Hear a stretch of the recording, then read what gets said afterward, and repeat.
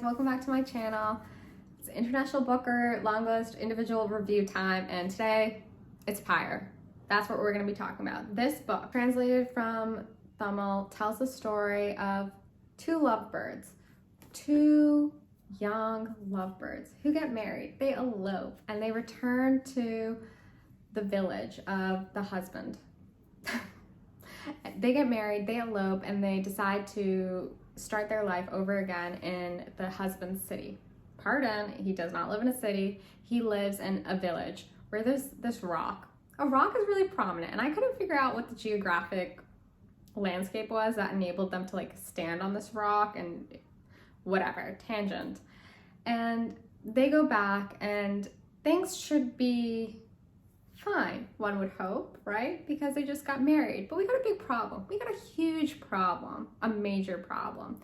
Houston, there's a problem because you know what? These two guys, they are not the same caste. And that really matters to the villagers. The wife is of an upper caste. She comes from a small little city in South India, and the husband was working there doing his little thing, and he fell in love, and they have a cute love story, and then they go back to the village because he wants to start his own business there. But here's the thing. He was really naive. He was hella naive and very foolhardy and believed that their love could transcend all. He believed that the love of his family, of his community, would overshadow the transgression that he just committed. And though they never admit to anyone what her caste is, people know. They know. They can really tell. And this wreaks havoc for wifey because she is isolated. She doesn't know anyone. She doesn't have anyone to rely on. Her mother-in-law hates her and really makes her life heck. She really makes her life horrible and is always insulting her. And this wife is, not used to this climate. She's not used to the environment. She's not used to the food. In his village, she really realizes their differences. But she's not like, oh, like we can't be together. Though there is a time where she's like, maybe I should go back home. But that's not the case. She still sticks with him because she does really love him, and she just thinks if they just wait a little bit longer, if he gets the shop up and running, they can move into there. Everything will be fine. But the thing is, tensions are rising. Let's say if you were to boil water on a stove, after a certain point, things start to bubble. That's a bad metaphor, but it works in the case of the book. We're just going to stick with it. And so you're reading this book. It's very cinematic. It's written in a very simplistic, straightforward manner. You almost think like this is 2 seconds away from being made into a screenplay. And the reader is frustrated because these two knuckleheads, they won't talk to each other.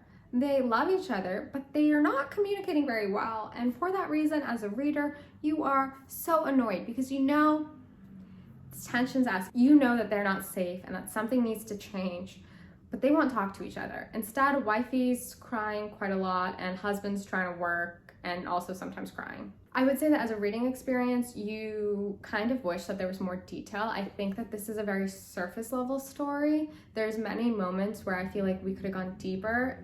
For example, and I mentioned this in my wrap up, wifey is told by one of the villagers, one of the few people who shows her kindness, she is told that, hey, if you go and, tell the government you guys got married, that will offer you a little bit of leverage and a little bit of protection. Wifey doesn't tell husband, and I was left incredibly annoyed because I'm like, why wouldn't you follow through on something that someone said that could help you?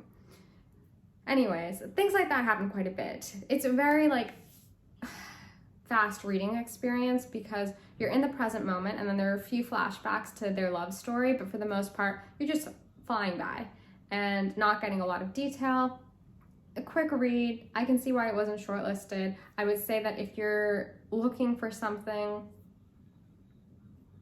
to read, I'm not gonna say a fun read because this isn't exactly a fun read. It's not a romp. It's fast-paced, yes, but it's tough to read at times. If you're looking to learn a little bit more about South India and what life was like in the 1980s, maybe this will be your cup of tea. If you read it, I'd love to know your thoughts. Definitely drop a comment. Also, if you want, you can like DM me and we can talk about this book or any of the other books. I would love to hear all of your thoughts. And with that, thanks. I will see you guys later.